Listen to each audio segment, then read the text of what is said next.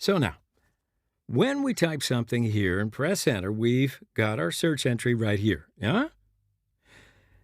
Now we know that if a user enters some amount of text, whatever it is, and hits enter, we're going to want to initiate an API request.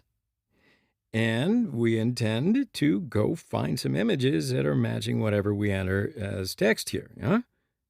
So the first thing we're going to need to think about is where are we going to write some of that code to actually do that API request. Then after that, we're going to talk about a service to fetch some images. So when I look at the search input component, well, I think that the only purpose of the search input is to allow a user to type in some input, right? And then submit it by hitting enter.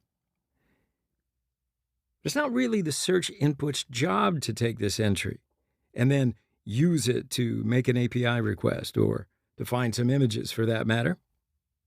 Instead, I would argue that it's the job of the app component, right?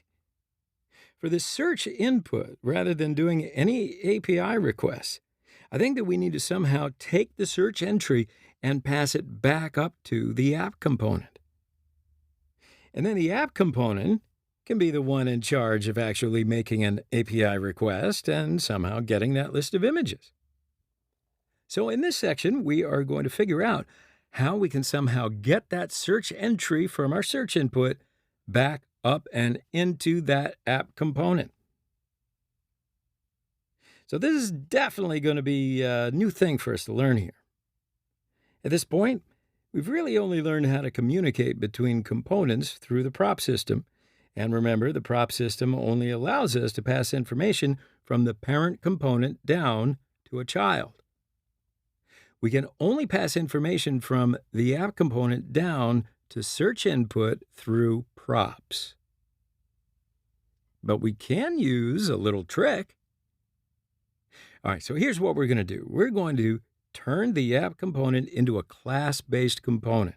And then inside of it, we're going to define a callback method called onSearchSubmit.